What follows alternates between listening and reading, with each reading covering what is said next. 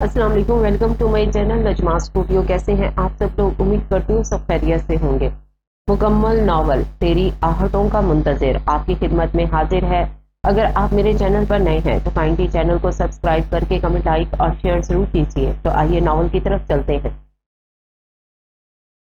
मुमानी जान किधर हैं आप? वो ऊंची ऊंची आवाज में शुमाइला बेगम को आवाजें देती लाउंज तक आई थी और फिर किचन से आती आवाजें सुनकर उस तरफ भागी थी। मुमानी जान किधर हैं आप? अब सामने आ भी जाएंगे। मैं अलादीन का चिराग लेकर ढूंढूं आपको? उफल्ला, थक गई मैं आपको ढूंढते ढूंढते, और आप इधर किचन में हैं। शुमाइला बेगम उसकी गौर अफसानियां सुनकर बस मुस्कुराई जा रही थी। वो मेरी प्यारी मुमानी जान बिरयानी बना रही हैं। बिरयानी की खुशबू ही इतनी प्यारी आ रही है तो खाने में तो और भी ज्यादा टेस्टी होगी।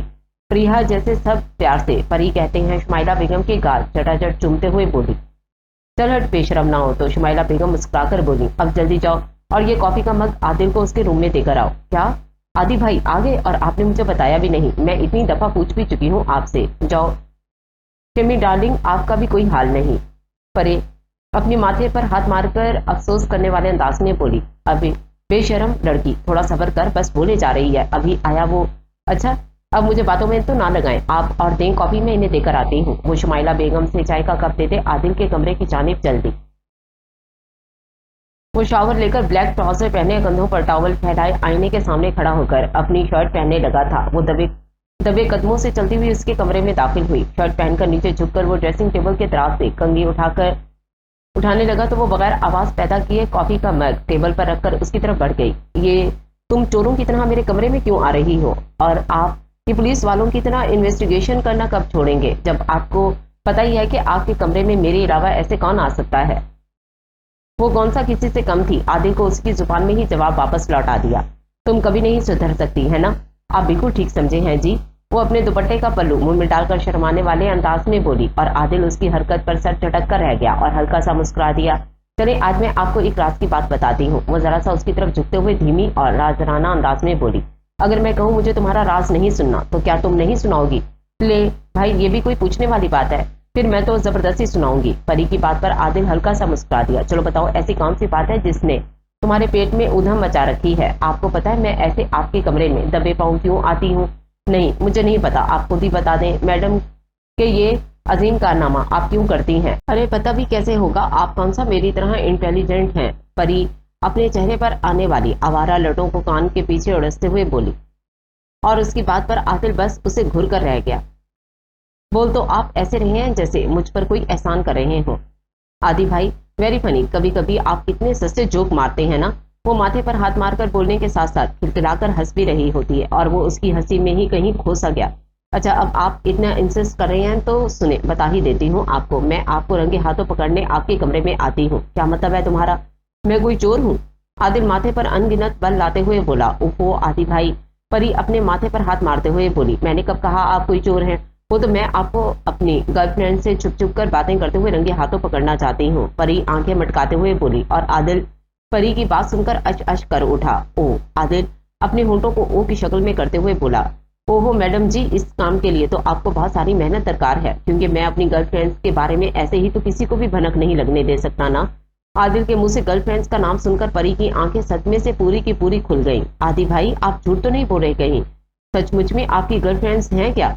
परी गर्लफ्रेंड्स को जरा खींचते हुए बोली। मैं अभी मुमानी जान और मामू जान को बताकर आती हूँ कि अपना आदि हाथों से निकलता जा रहा है। मिस परी द ग्रेट स्पाई, आप इन सब फजूल बातों को छोड़ें और मुझे ये बताएं कि आपकी स्टडीज कैसी जा रही हैं। नेक्स्ट मंथ से आपके एग्जाम स्टार्ट हैं, तो क्या प्रिपरेशन कर ली आपने?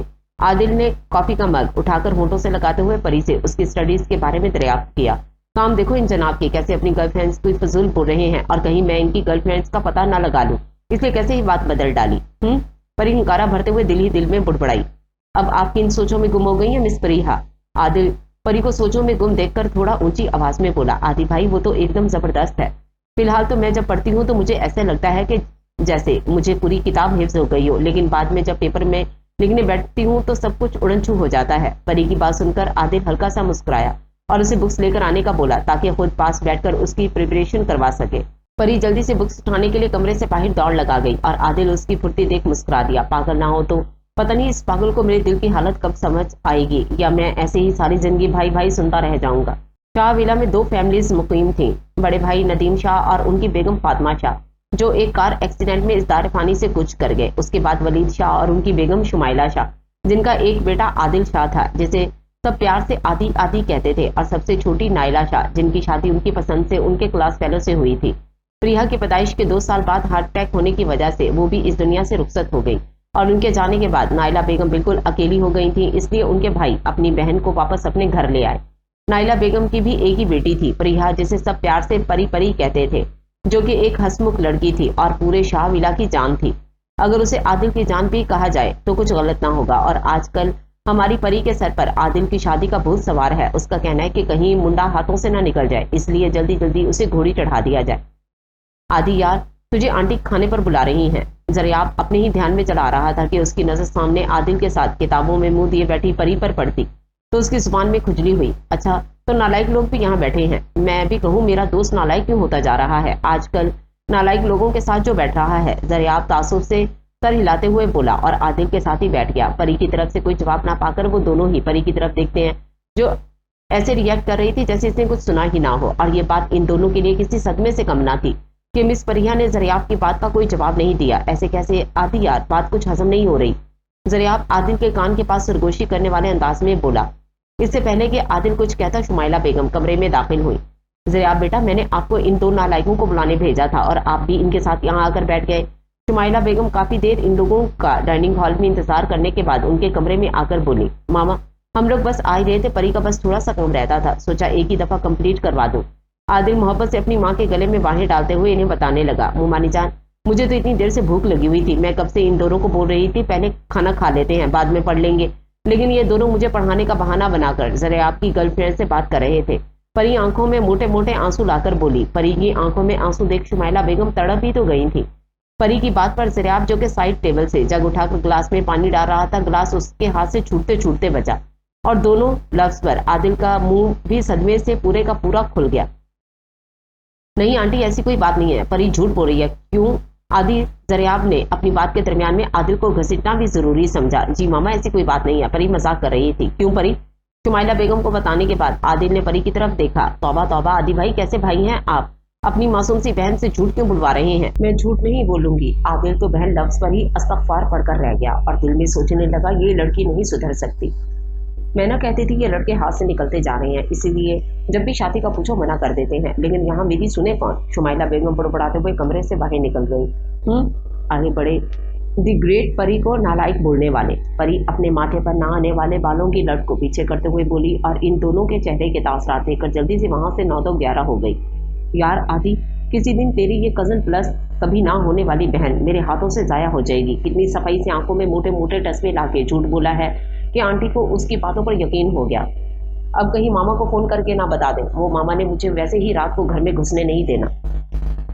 आदिल ने जरियाब को एक घुरी से नवाजा और वो दोनों भी डाइनिंग हॉल की जानिब चल दिए, जहां बाकी सब डाइनिंग टेबल पर बैठे इनका इंतजार कर रहे थे। जरियाब और आदिल बचपन के दोस्त और एक दूसरे के हमसाये थे, जिसकी वजह से जरियाब का उनके घर आना जाना लगा रहता था। परी को तंग करना जरियाब का फेवरेट मशगला था, लेकिन परी भी भरपूर अपना बदला उससे लेती थी। परी जितनी तेजी के साथ खाना खा रही थी उतनी ही तेजी के साथ उसकी जुबान भी चल रही थी। मामू जान, आपको नहीं लगता हमारे घर में कोई हल्ला गुल्ला रौनक शौनक होनी चाहिए? इतना अरसा हो गया हम सब लोगों ने एंजॉय भी नहीं किया, क्यों ना घर में गाना बजाना किया जाए? क्यों जरियाब? परी अपनी बातों के बीच जरियाब को भी घसीट लेती। ये अपनी बातों के बीच में हर दफा मुझे क्यों घसीटती हो? जरियाब बस सोच कर रह गया। जरियाब की तरफ से कोई जवाब आता इससे पहले ही आदिल बोल पड़ा। जी पापा, परी बिल्कुल ठीक बोल रही है। आदिल की बात पर सब घर वालों के चेहरों पर खूबसूरत सी मुस्कुराहट छा गई। थोड़ी देर के लिए परी को तो सदमा ही लग गया, कैसे शादी के नाम से भागने वाला आदिल आज इतनी जल्दी मान गया, लेकिन बाद में अपनी सारी सोचों को झटक कर एकदम से उठकर डांस करना स्टार्ट कर गई। भैया, मेरा प्यारा भैया, घोड़ी चढ़ेगा, मुझे लहंगा मस्कारा मिलेगा, कितना मजा आएगा। ये पागल हो गई है, कैसे सॉन्ग पर डांस कर रही है? जरियाब और आदिल एक दूसरे के कान में बुड़बड़ाए। शुमाइला बेगम आगे बढ़कर आदिल का माथा चूम गई। मेरी प्यारी बेटी बिल्कुल ठीक कह रही है, अब आदिल के सर पर सहरा सच ही जाना चाहिए। अपने पापा की बात सुनकर खाने की तरफ जाते उसके हाथ रुक गए और उसे कुछ गलत होने का एहसास हुआ। लगता है आदिल बेटा, तू जल्दी में कुछ गलत बोल गया है। आदिल दिल ही दिल में बुड़बड़ाया। आदिल बेटा, तुम्हारे पापा तुमसे कुछ पूछ रहे हैं, अपने पापा को जवाब दो। शुमाइला बेगम आदिल को सोचों में गुम देखकर बोली, मामा पापा, मुझे लगा था परी घर में कोई पार्टी शार्टी रखने की बात कर रही है, इसलिए मैंने उसकी हाँ में हाँ मिलाई थी।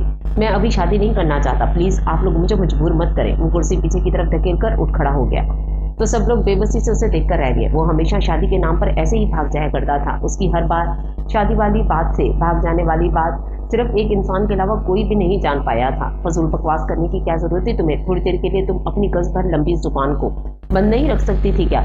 देखो बच्चा खाना खाए बगैर ही चला गया। आदिल के इस तरह से बगैर खाना खाए चले जाने की वजह से नाइला बेगम ने परी को अच्छी खासी इज्जत अफजाई करके रख दी, जिनकी बातों पर परी मुंह बसोर कर रह गई। गर्लफ्रेंड्स रखने का शौक है मौसूफ को, शादी करने का नहीं। एमी फजूल में मामा से इंसल्ट करवा दी। अभी तो मेरी बिरयानी की आधी प्लेट पड़ी हुई थी, अब मामा वो भी नहीं खाने देंगी, बस घूरती रहेंगी। लेकिन अगर मैं बिरयानी को छोड़कर जाऊंगी तो ये तो इस बेचारी की तौहीन होगी ना। खा ही लेती हूँ, वैसे भी मामू जान के होते हुए मामा मुझे कुछ नहीं कह सकती। परी बेटी ने कुछ गलत नहीं कहा नाइला, इसे मत कुछ कहो। अपने मामू जान की तरफ से तरफदारी पाकर वो और चौड़ी हो गई। भाई साहब, आप इससे प्यार से बात करें और पूछें आखिर वो शादी क्यों नहीं करना चाहता। अगर आप कहें तो मैं उससे बात करके देखूं? नहीं नाइला, मैं खुद बात करूंगा उससे। अगर वो किसी को पसंद करता भी है तो बता दे बेटा है वो हमारा, हम उसकी पसंद को अहमियत देंगे, लेकिन वो खुलकर बताए तो सही। आप सब लोग स्कूल से खाएं खाना। वलीद साहब के कहते ही सब खाने की तरफ मुतवज्जो हो गए। डाइनिंग टेबल पर बैठे दो लोग अपनी अपनी सोचों में गुम थे। आखिर आदिल सबको सच्चाई बता क्यों नहीं देता? खुद भी हर दफा असियत सहता है और अपने घर वालों को भी असियत देता है। ये सब इतना मुश्किल भी नहीं है जितना वो समझ रहा है। जब अंकल आंटी बोल रहे हैं वो उसकी पसंद को फौकियत देंगे तो फिर प्रॉब्लम क्या है? मुझे आज आदिल से बात करना होगी। जरियाब आदिल से बात करने का आज पक्का इरादा कर चुका था। वैसे ये आदिल भाई को मसला क्या है? इतनी तो गर्लफ्रेंड्स हैं इनकी, किसी भी एक अच्छी सी गर्लफ्रेंड से शादी कर ले। लगता है दाल में जरूर कुछ काला है, कहीं ना कहीं तो कुछ मिसिंग है। आखिर क्या हो सकता है?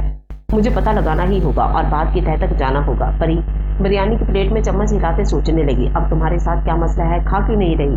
परी को सोचों में गुम देखकर नाइला बेगम बोली, मेरा हो गया मामा, अब मैं अपने कमरे में चलती हूँ। आदिल कमरे में आने के बाद अपना लैपटॉप उठाते और उसे ऑन कर गया और उसमें से परी की तस्वीरें निकालकर इन्हें जी भर कर देखने लगा। ब्लैक कलर की फ्रॉक पहने लंबे बालों को एक साइड पर गिराए, हाथों में मेहंदी लगाए खड़ी वो किसी लड़की को दिखा रही थी और उसके चेहरे पर खूबसूरत सी मुस्कुराहट थी जिसे आदिल अपने मोबाइल के कैमरे में कैद कर गया। ये तस्वीर उनके किसी रिश्तेदार की शादी की थी। मैं तुम्हारे अलावा कैसे किसी से शादी कर सकता हूँ परी? मैं तो ख्वाबों में भी तुम्हारे अलावा किसी को अपनी जिंदगी में शामिल नहीं कर सकता। फिर सब लोग समझते क्यों नहीं है परी? ना ही तुम समझती हो ना ही बाकी सब घर वाले। मैं क्या करूँ परी? तुम्हारे अलावा किसी और के बारे में सोचना भी मैं गुनाह समझता हूँ। आदिल परी की तस्वीरों के साथ बातें करता जा रहा था कि इतने में कमरे का दरवाजा बज उठा। आदिल ने जल्दी से लैपटॉप को शट डाउन किया और आने वाले नफूस को कमरे में आने की इजाजत दी। यस कम इन। वो अपने कमरे में टहलती हुई थोड़ी पर उंगली जमाए किसी गहरी सोच में डूबी हुई थी कि अचानक कुछ याद आने पर चौंक गई। ओह तेरी परी, तू भी ना कितनी पागल है। आदि भाई ने तो खाना खाया ही नहीं। अब क्या करूँ? एक काम करती हूँ, पहले इनके लिए खाने को कुछ अच्छा सा बनाती हूँ, इन्हें रूम में दे आती हूँ और साथ सॉरी भी कराऊंगी और कह दूंगी कि मैं तो एवं ही शुगल बुगल मेला शेला लगा रही थी, आप तो सीरियस ही हो गए। हाँ ये अच्छा आइडिया है, परी मुस्कुराते हुए बोली। वाओ परी, तुम कितनी इंटेलिजेंट हो। परी अपने कंधे को थपथपाते हुए बोली, लेकिन पता नहीं टीचर को क्यों मैंने कमी लगती हूँ। खैर सबको अपनी अपनी सोच। परी जल्दी से सीढ़ियाँ फलांगते हुए नीचे की जाने गई और किचन की जाने बढ़ गई। जल्दी से पास्ता बनाया, उसे अच्छे तरह ट्रे में सेट किया और एक गहरी सांस हवा में खारिज की और आदिल के रूम की जानिब चल दी। एक हाथ से खाने की ट्रे पकड़े, दूसरे हाथ से दरवाजे का हैंडल घुमाने ही लगी थी कि अंदर से आने वाली आवाज पर फौरन से रुक गई। यार आदि, तुम उसे बता क्यों नहीं देते? आखिर ऐसा कब तक चलेगा मेरे यार? नहीं जरियाब यार, तुम मुझे समझ क्यों नहीं पा रहे? अभी सही वक्त नहीं। क्यों नहीं है सही वक्त? सही वक्त तब आएगा जब तुम्हारी या उसकी शादी हो गई। अंकल और बाकी सब घर वाले खास तौर पर तुम्हारी वो चाहिए थी, तुम्हारी शादी के पीछे हाथ धोकर पड़ी हुई है। कैसे रोकोगे तुम इन सबको? इस दफा तो अंकल ने भी दो टोक तरीके से बात करने की ठानी हुई है। इस दफा तो वो तुमसे हाँ करवा कर ही दम देंगे। तुम समझ क्यों नहीं रहे हो? कम से कम उसे ही बता दो जिसके इंतजार में आज तक बैठे हुए हो। कम से कम उसे तो आपके जज्बात का इल्म होना चाहिए। नहीं यार, वो अभी छोटी है। मैं ये सब बातें अभी उसके दिमाग में नहीं डालना चाहता। तुम इस आफत की पूरी को छोटी समझ रहे हो। कोई छोटी मोटी नहीं है वो। अब तुम उसे तब कुछ सच सच बता रहे हो या मैं बताऊं? हैं ये लोग किसकी बात कर रहे हैं? और आदि भाई किसके इश्क में ऊपर से नीचे तक डूबे हुए हैं। बाहर खड़ी परी को कुछ समझ नहीं आ रहा था कि वो दोनों आखिर बात किसकी कर रहे हैं। ओह, तो किसी लड़की शड़की का चक्कर है। मैं क्यों पीछे रहूं? परी कुछ सोचते हुए दरवाजा खोलने के लिए हाथ बढ़ाया कि अपना नाम सुनकर ठटक कर रुक गई। खबरदार जरियाब, अगर तुमने परी को कुछ भी कहा तो मुझसे बुरा कोई नहीं होगा। अब अगर तुम्हें पता चली गया है तो इसका मतलब ये नहीं कि तुम सबको बताते फिरोगे। ये सब जानने का हक है उसे, तो फिर मैं उसे क्यों ना बताऊं। उसे भी तो पता चले जैसे वो सारा दिन भाई भाई कहती फिरती है। वो उसे अपने दिल में बसाए बैठा है। वो इंसान उसके इश्क में ना जाने कब से डूबा हुआ है। ये सब सुनते ही बाहर खड़ी परी के कदम लड़खड़ा गए और वो डुबडुबाई नजरों से बंद दरवाजे को देखने लगी, जिसके उस पार वो इंसान बैठा था जो उससे ना जाने कब से मोहब्बत करता था। आज उसके सामने इतना बड़ा इंकशाफ हुआ था कि सही मायनों में उसकी बोलती बंद हुई थी। मुझे खुद भी नहीं पता यार ये सब कब और कैसे हुआ। उसका पागलपन, उसका मुझे तंग करना, फरमाइशें करना, हंसना रोना, सब मुझे अच्छा लगने लगा। ये तो तुम जानते ही हो, वो बचपन से ही मेरी जिंदगी का एक अहम हिस्सा रही है। मुझे उसकी इतनी ज्यादा है कि उससे दूरी का सोचते ही मेरी जान निकल जाती है। यार मैं उससे दूर कैसे रहूंगा, मैं उसकी दूरी कैसे बर्दाश्त करूंगा। जब तक मैं उसे अपनी नजरों के सामने ना देखूं मुझे सुकून नहीं मिलता।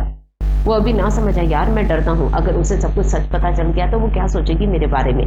कहीं वो मुझसे दूर ही ना चली जाए। पता नहीं वो फिर कभी मुझ पर यकीन करेगी भी या नहीं। अगर उसे मुझसे नफरत हो गई तो मैं कैसे उसकी नफरत बर्दाश्त करूंगा।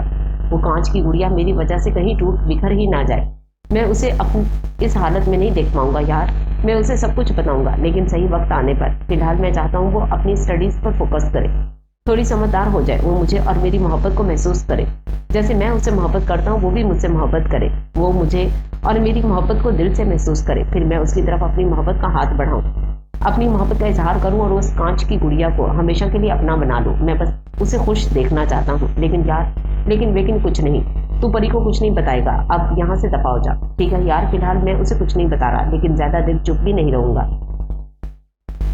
मुझे तुम दोनों की खुशियां अजीज हैं। बस मैं तुम दोनों को हमेशा खुश देखना चाहता हूँ।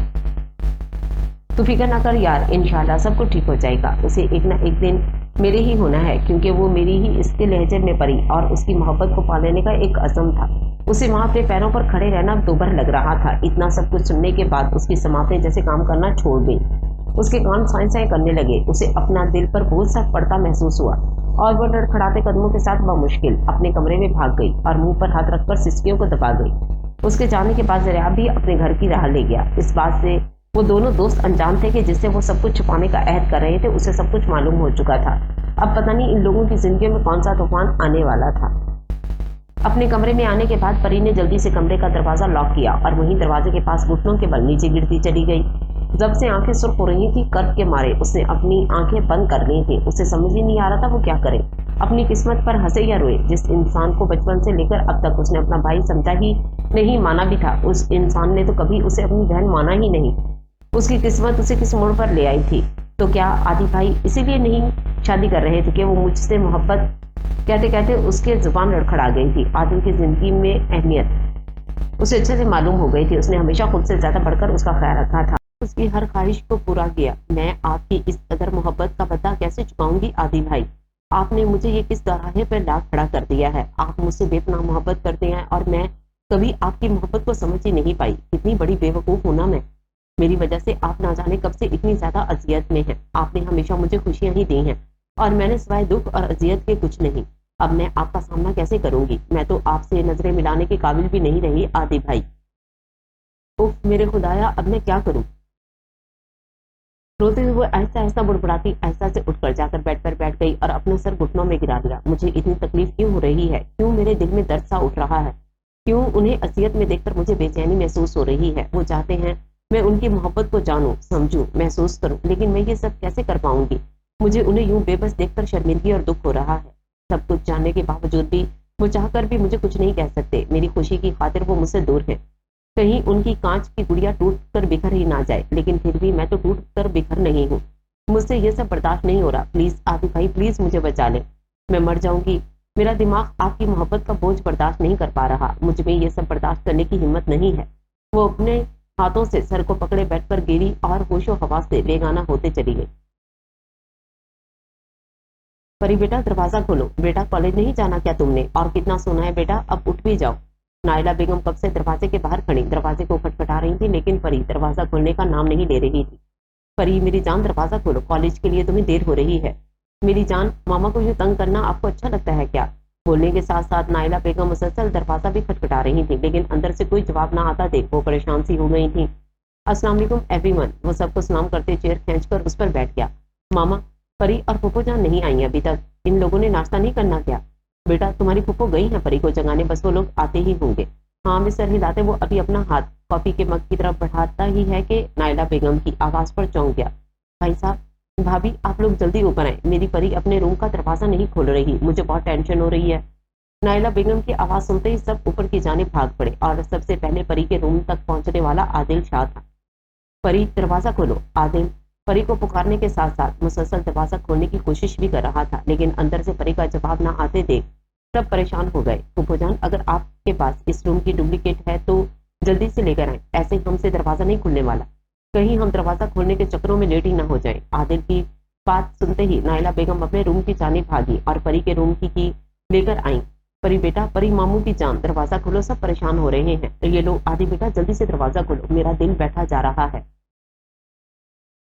या अल्लाह, मेरी बच्ची ठीक हो। अब तो नायला बेगम की आवाज भी रोने वाली हो गई थी। आदिल ने नायला बेगम से की लेकर दरवाजा ओपन किया तो सब बेताबी से अंदर दाखिल हुए और बेड की तरफ बढ़े, जहां परी आड़ी तिरछी बेड पर लेटी दुनिया माफिया से बेखबर सोई हुई थी। टांगे उसकी बेड से नीचे ही लटक रही थी। दुपट्टा भी नीचे दरवाजे के पास गिरा हुआ अपनी बेकदरी पर रो रहा था। बिखरे हुए बाल, सुर्ख नाक और चेहरे पर आंसुओं के मीठे मीठे से निशान। उसकी उजड़ी हुई हालत देखकर सब लोग दंग रह गए थे।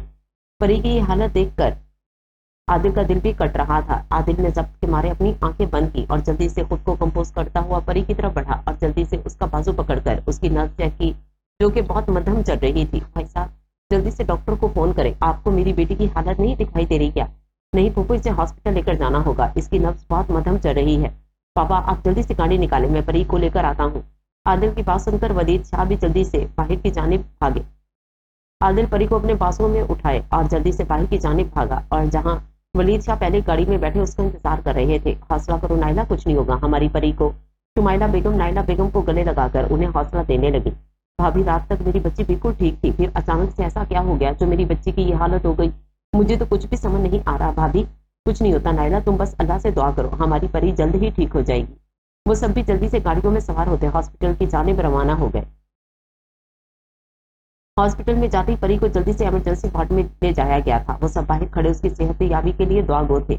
जरियाब को जब पता चला तो वो भी जल्दी से हॉस्पिटल आ गया था। जरियाब आदिल के पास आया और उसे हौसला देते, जिसके चेहरे पर सवाए तकलीफ और अजियत के कुछ नहीं था। यार हिम्मत कर, कुछ नहीं होगा उसे, वो जल्द ही ठीक हो जाएगी। जरियाब आदिल को हौसला देते हुए बोला। जरियाब, यार अगर उसे कुछ हो गया तो मैं जी नहीं पाऊंगा, मैं भी जीते जी मर जाऊंगा। लेकिन आदि यार, ये सब हुआ कैसे? उसकी ये हालत कैसे हो गई? ऐसा कैसे होगा उसके साथ? मुझे भी कुछ नहीं पता यार, ये सब कैसे हुआ है? वो एक हारे हुए ज्वारी की तरह दीवार के साथ रखे बेंच पर सर हाथों में गिराए बैठ गया और उसकी आंखें जब्त के मारे लाल अंगारा हो रही थी और लबों पर बस एक ही दुआ थी, या अल्लाह मेरी परी को कुछ ना हो, उसे जल्द से जल्द सेहतयाब करके। इतने में डॉक्टर भी बाहर आ गए। आदि, डॉक्टर। जरियाब उसे डॉक्टर की जानिब मुतवज्जो कर गया तो वो दीवानावार डॉक्टर की जानिब भागा। बाकी सब भी डॉक्टर की जानिब बढ़ गए। डॉक्टर साहब, कैसी है मेरी बच्ची? नायला बेगम ने बेताबी से पूछा। देखिए मैम, क्या पेशेंट मैरिड है? नहीं। डॉक्टर साहब, आप ऐसे क्यों पूछ रही हैं? नायला बेगम के साथ साथ बाकी सब भी हैरान नजरों से डॉक्टर की जानिब देखने लगे। अगर पेशेंट मैरिड नहीं है तो फिर इतनी कम उम्र में उन्होंने किस बात की इतनी टेंशन ली है कि उनका नर्वस ब्रेकडाउन हो गया? डॉक्टर के कहे गए अल्फाज इन सबके सरों पर किसी बॉम्ब की तरह बरसते थे। नायला बेगम से तो अपने पैरों पर खड़ा होना मुश्किल हो गया था। ये आप क्या बोल रही हैं डॉक्टर? पर तकलीफ के मारे आदिल से बोला नहीं गया तो वो अपने मुंह पर हाथ रखकर इस तकलीफ को बर्दाश्त करने की कोशिश करने लगा जो इस वक्त उसकी परी महसूस कर रही थी। घबराने की कोई बात नहीं, अब पेशेंट बिल्कुल ठीक है, अभी उनको नींद का इंजेक्शन दिया गया है। वो जितना आराम करेंगी उतना उनकी सेहत के लिए अच्छा होगा। थोड़ी देर में इन्हें रूम में शिफ्ट कर दिया जाएगा, फिर आप सब लोग उनसे मिल सकते हैं और फिर इस बात का ख्याल रखें कि वो दोबारा किसी भी किस्म की टेंशन ना लें। जितना हो सके इन्हें खुश रखें, यही उनकी सेहत के लिए बेहतर है। डॉक्टर पेशावराना अंदाज में कहते हुए वहां से चली गई।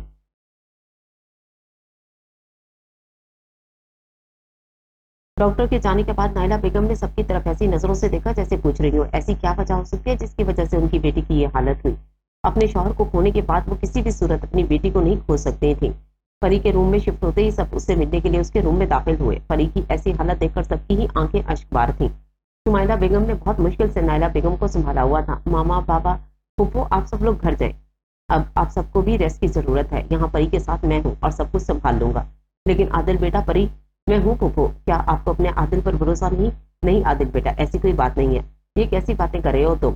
मैं तो बस परी की वजह से। फूफो आप बिल्कुल भी फिक्र ना करें, मैं हूँ यहाँ परी के ख्याल रखने के लिए। आप बेफिक्र होकर घर जाएं। वो सब लोग परी को प्यार करते हुए घर की जानिब निकल गए। सब घर वालों को भेजकर वो एक लंबी सांस हवा में सुपुर्द कर गया और परी की तरफ मुड़ा, जो आदिल को यूं बेचैन देखकर उसकी हालत से बेखबर सो रही थी। वो भी उसके करीबी बेड पर आकर बैठ गया। पता नहीं कितनी देर वो उसे टिकटिकी बांधे देखने लगा और नरमी से उसके बालों में हाथ फेरने लगा। उसको अपने बालों में नरम सा जाना माना सा लम्स महसूस हुआ तो वो थोड़ा सा कसमस आई और ऐसा ऐसा अपनी आंखें खोल गई। परी को यूं होश में आते और आंखें खोलते देख आदिल को अपने अंदर सुकून की एक लहर उतरती महसूस हुई थी और वो उसे प्यार से पुकार गया, परी आंखें खोलो। तो वो धीमे से आंखें खोलकर पुकारने वाले को देखने लगी और देखती ही चली गई जैसे वो उस शख्स को पहली बार देख रही हो। परी अब कैसी तबीयत है तुम्हारी? वो मोहब्बत से उसके बालों में हाथ फेरते हुए पूछने लगा, लेकिन वो तो जैसे कुछ सुन ही नहीं रही थी, बस टिकटिकी बांधे उसे ही देखे जा रही थी। एक दफा फिर से उसकी आंखों में रात वाला सारा वाकया घूम गया। आंसू मोती की लड़ियों की सूरत में उसकी आंखों से बहना शुरू हो गए, तो वो मोहब्बत से उसकी आंखों से बहने वाले आंसुओं को साफ करने लगा। पर ऐसे क्यों चुप हो? कुछ तो बोलो यार, मुझसे ढेरों बातें करो जैसे पहले करती थी। तुम ऐसे चुप हुई अच्छी नहीं लगती यार, बातें करो मुझसे। तुम बातें करते हुए और चिक चिक करते हुए अच्छी लगती हो। वो मोहब्बत से उसके बाल सहलाते हुए बोला, परी कुछ तो बोलो। अब आदिल से उसकी चुप्पी और बर्दाश्त नहीं हो रही थी। ये क्या हालत बना रखी है तुमने अपनी? अपनी ऐसी हालत बनाने की वजह बताना पसंद करेंगी आप मिस चिक चिक? आदिल जानबूझकर उसे ऐसे ऐसे नामों से पुकारा था ताकि वो उससे लड़े, बात करे, कुछ तो करे, मगर वो हनुस खामोशी थी। परी यार तुम तो ऐसी बिल्कुल भी नहीं थी। परी वो जेरे लब बुड़बुड़ाते हुए जोर से उसका हाथ पीछे झटक गई। परी कुछ तो बोलो, क्या हुआ है? ये क्या हालत बना रखी है तुमने अपनी? तुम ठीक तो हो ना? मेरी परी ऐसी तो बिल्कुल भी नहीं थी। परी परी वो जेरे लब बुड़बुड़ाती उसका हाथ जोर से झटक देती और धक्का देकर उससे दूर कर गई। मैं आपकी परी नहीं हूँ मिस्टर आदिल, समझे आप? नहीं हूँ मैं कोई परी। वो बार बार एक ही बात दोहराकर पागलों की तरह चीखे जा रही थी। शट अप परी, क्या पागलों वाली हरकतें कर रही हो? संभालो खुद को। हो क्या है तुम्हें आखिर? आदिल उसे संभालने की कोशिश करने लगा, जो संभालने का नाम ही नहीं ले रही थी। वो इस वक्त आदिल को अपने होशो आवाज में नहीं लग रही थी, जो साइड टेबल पर पड़ी चीजें उठाकर फेंकने के साथ साथ अपने बाल भी नोच रही थी। वो शायद आदिल को ये बताना चाह रही थी कि वो अब उससे दूर रहे। परी को यूं पागलों वाली हरकतें करते देख आदिल के तो होश ही उड़ गए। परी को अपने होशो हवास में ना देख आदिल घबरा गया और उसे परी की हालत ठीक नहीं लग रही थी, इसलिए जल्दी से डॉक्टर को बुलाने बाहर की तरफ भागा। जब वो डॉक्टर के साथ रूम में दाखिल हुआ तो परी अभी भी उसी हालत में थी और बस यही बोले जा रही थी, परी नहीं हूँ मैं, नहीं हूँ मैं परी, मैं किसी की भी परी नहीं हूँ, मैं परिहा हूँ, परिहा। डॉक्टर जल्दी से आगे बढ़कर उसे नींद का इंजेक्शन लगा गई और फिर वो जल्दी फिर से पुरसुकून नींद सो गई। लेकिन आदिल शाह की नींद सुकून सब खराब कर गई थी। परी थी कि जब से हॉस्पिटल से डिस्चार्ज होकर वापस आई थी, उसने जैसे चुप्पी का रोजा रख लिया था। उसकी चुप्पी थी कि टूटने का नाम ही नहीं ले रही थी। कोई बुलाता तो हूँ या हाँ में जवाब दे देती, बस छत को घुटती रहती और ना जाने क्या सोचती रहती। आदिल ये बात बार बार नोट कर रहा था कि वो अब उससे दूर रहने लगी थी। वो जहाँ भी आदिल को देखती वहां से फौरन भाग जाती और खुद को रूम में लॉक कर लेती। वो ये सब सोच सोच कर आखिर थक चुका था कि आखिर उससे ऐसी क्या खता सहजत हो गई कि अब उसकी परी उससे दूर रहने लगी है। उसने तो जैसे खुद को अपने कमरे तक महदूद कर लिया था। परी की ऐसी हालत देखकर आदिल का दिल कटा जा रहा था और उसकी बेचैनी बढ़ती जा रही थी, लेकिन उसे इन सब की कोई खास वजह नजर नहीं आ रही थी।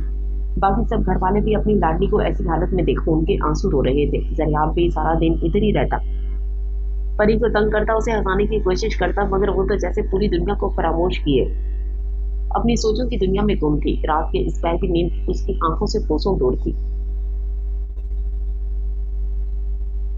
इस वक्त उसके चेहरे पर बेसुकूनी के अलावा कुछ नहीं था। बेसुकूनी थी कि हद से ज्यादा बढ़ती जा रही थी।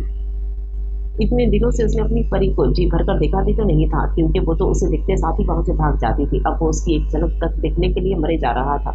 आदिल को परी की इतनी आदत हो गई थी कि अब उसे देखे और बातें के बगैर उसे सुकून नहीं मिल रहा था। बचपन से लेकर अब तक इन दोनों ने ज्यादातर वक्त एक दूसरे के साथ गुजारा था। या परी, मैं तुम्हारी आवाज सुनने के लिए तरसे जा रहा हूँ, दिल की आवाज पर लपैक कहते साथ ही वो बेड से नीचे उतरा और अपने कमरे से बाहर निकलकर परी के कमरे की जानिब चल दिया। बाहर हर तरफ आदिल के दिल की तरह खामोशी छाई हुई थी। अगर आदिल शायद सुकून में नहीं था तो सुकून तो परी को भी मुयस्सर नहीं था। अगर सारी रात वो नहीं सोता था तो नींद उसे भी नहीं आती थी। दोनों ही एक दूसरे के लिए तड़प रहे थे। इस वक्त दोनों को ही एक दूसरे के साथ की जरूरत थी। दोनों ही एक दूसरे के लिए तड़प रहे थे। वो भी रात के इस पहर छत को घूमते हुए ना जाने किन सोचों में गुम थी। कमरे में नाइट बल्ब की रोशनी हरसू फैली हुई थी। वो अपनी ही सोचों में गुम थी कि अचानक से क्लिक की आवाज पर चौंक गई। आदिल शाह कमरे का दरवाजा खुलकर आहिस्ता आहिस्ता कदम उसकी तरफ बढ़ाने लगा। वो जल्दी से अपनी आंखें बंद कर गई, जैसे बहुत गहरी नींद में सो रही हो। उसके अंदर आते ही उसके परफ्यूम की मसूरपन खुशबू उसके नथनों से टकराई थी। वो उसके पास आकर आराम से करीब बैठ गया और प्यासी नजरों से अपनी जान को देखने लगा। परी को देखते ही आदिल शाह को ऐसे लगा जैसे किसी ने उसमें जान डाल दी हो। वो उसके चेहरे पर आने वाले बालों की लटों को पीछे हटा दे उसका लम्स महसूस करते ही वो भी किसी और ही जहां में पहुंच गई थी। बहुत मोहब्बत करता हूँ मैं परी तुमसे, कैसे समझाऊं मैं तुम्हें, तुम मेरे लिए क्या बन गई हो, या शायद कभी तुम भी ना जान पाओ। मैं हर वक्त तुम्हारी आहटों का मुंतजिर होता हूँ। मेरे दिल की धड़कनों में नस नस में बसती हो तुम, मेरी रगों में खून बनकर दौड़ती हो तुम। मेरी ये चलती सांसें हर वक्त मुझे तुम्हारे होने का एहसास दिलाती हैं। तुम आदिल शाह की सांसों में बसती हो। जब तक तुम्हारी सांसें हैं तब तक ही ये आदिल शाह है। तुम्हें तकलीफ में देखकर मेरा दिल बंद होने लगता है। तो फिर बताओ तुम्हारा ये दीवाना कैसे तुमसे दूर रहे। तुम मेरी हो, मेरी रूह में उतर चुकी हो। मैं तुम्हें अपने बहुत करीब करना चाहता हूँ, इतना करीब कि तुम्हें छू सकूं, महसूस कर सकूं। मेरी पहले वाली हंसती मुस्कुराती हुई शो को जंजल थी। परी बनकर वापस मेरे पास लौट आओ। इससे ज्यादा कि आदिल शाह और कुछ नहीं चाहता। मैं इस असियत को दोबारा महसूस नहीं करना चाहता जो तुम्हें इतने दिनों से यूं इस हालत में देखकर महसूस कर रहा हूँ। परी, तुम मेरी जान हो, मेरी जिंदगी हो। प्लीज लौट आना वापस अपने आदि के पास और अपने आदि को जीने की एक वजह दे दो। मुझे तुम्हारी जरूरत है यार, नहीं रह सकता मैं तुम्हारे बगैर। वो मोहब्बत से झुककर उसके माथे पर नरमी से अपनी मोहब्बत की मोहर सख्त करने लगा। परी को अपने जिस्म में करंट सा दौड़ता हुआ महसूस हुआ। आदिल परी के करीब से उठा और उसके रूम से ही बाहर निकलता चला गया। आदिल के जाने के बाद परी झट से अपनी बंद आंखें खोली और उसे आदिल का लम्स अभी तक अपने माथे पर महसूस हो रहा था। वो पसीने में शराबूर हुई और उसका दिल पसीना तोड़कर बाहर आने को हुआ। उसके लिए एक अनोखा सा एहसास हुआ। मैंने महसूस किया कि आपको आदि, मैं आपकी शिद्दतों और जज्बों से वाकिफ हूँ। आप ठीक कहते हैं, मैं आपकी ही थी और हमेशा आपकी ही रहूंगी। मैं दोबारा यूं ही आपका इकरार सुन चुकी हूँ, लेकिन तीसरी बार आपके मुंह से आमने सामने सुनना चाहती हूँ। मैंने आपकी आंखों में अपने लिए मोहब्बत की चमक देखी है। अब जो भी करना है मुझे करना है। अब मैं आपको और ज्यादा इंतजार नहीं करवाऊंगी आदि। जब आपको पता चलेगा कि मैं सब कुछ जानती हूँ तो आपको 440 वॉट का झटका लगेगा। आदिल का रिएक्शन सोचते हुए आज इतने दिनों बाद पहली बार परी के चेहरे पर जानदार सी मुस्कुराहट आई थी। मुझे अब कुछ सोचना होगा, कैसे आपके दिल की बात आपकी जुबान तक लाई जाए। आपसे खुद तो कुछ होना नहीं। सब नाश्ते की टेबल पर बैठे नाश्ता कर रहे थे। आज वीकेंड था तो सब लोग घर में थे, इसलिए नाश्ता थोड़ा लेट किया जा रहा था। आज की सुबह शाहविला के वकीलों के लिए खुशगवार साबित होने वाली थी, क्योंकि इन सबकी लाडली भी बड़े खुशगवार मूड में इधर पहुंच चुकी थी। अस्सलाम वालेकुम, कैसे हैं आप सब लोग। पर ये सबको धीमी सी मुस्कुराहट के साथ सलाम करते आदिल के सामने वाली चेयर घसीट कर उस पर विराजमान हो गई। परी को यूं नॉर्मल हालत में देखकर सब लोगों के चेहरे पर खुशी की नई लहर दौड़ गई।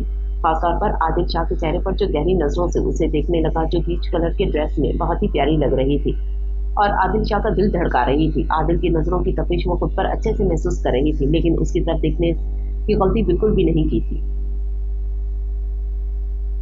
चचोरी कहीं के प्यार का इजहार रातों को तेरे कमरे में आकर छुप छुप कर करते हैं और देख देख कैसे बेशर्मों की तरह सबके सामने रहे हैं। खैर, देखते हैं मेरा कौन सा बिल आता है। सब लोग खुशी से उसके सलाम का जवाब दिया और नायला बेगम तो जल्दी से उठकर मोहब्बत से अपनी जान से अजीज बेटी के माथे पर बोसा दे गई। मामू की जान, हम सब तो ठीक है, मेरी गुड़िया रानी कैसी है। वलीद साहब भी आगे बढ़कर लाड से उसके सर पर हाथ फेरकर पूछने लगे। मैं भी ठीक हूँ मामू जान। परी को यूं खुश देखकर आदिल के चेहरे पर भी खूबसूरत सी मुस्कुराहट रक्स किए हुए थी। अंकल ध्यान करना, कहीं आपकी परी उड़ ना जाए। मेरा मतलब है कि कहीं फिलिस्तान में दरियाब, जो कि परी की सेहत के बारे में दरियाफ्त करने आया था, उसको यूं पहले की तरह हंसता हुआ देखकर तंग करना जरूरी समझा। दरियाब उसे जानबूझकर तंग करने लगा। आदि, वैसे आज का दिन क्या है? जुमेरात, क्यों खैरियत? तुम क्यों पूछ रही हो? अगर तुम कहीं जाने का सोच रही हो तो अभी के अभी अपनी तमाम तर सोचों को तर्क कर दो, क्योंकि तुम अभी अभी ठीक हुई हो और कहीं नहीं जा सकती। आदिल जरा सख्त लहजे में बोला तो परी बोल उठी, अरे आदि, मुझे तो कहीं नहीं जाना। वो तो मैं इसलिए पूछ रही थी कि अगर आज जुमेरात है तो इस कब्र को भीख के तौर पर माफी कर देती हूँ। ये भी सोचेगा कि आखिर किस सखी से इसका पाला पड़ा है और अपनी आने वाली कभी को भी बताएगा। परी की बात पर सबके चेहरों पर दबी दबी सी मुस्कुराहट रिंग गई और दरियाब, जो कि सैंडविच का स्लाइस मुंह में डाल रहा था, वो लफ्ज कभी कभी पर उसके गले में ही अटक गया था। जब पता उसकी बातें हजम नहीं कर सकता तो पंगे लेता ही क्यों है। आदिल दरियाब की तरफ जूस के गिलास बढ़ाते हुए बोला, तुम खुद ही होगी मेंढकी, मेरी तो वो बुलबुल होगी। मैं होने दूंगी तो ही होगी, क्या मतलब है तुम्हारा?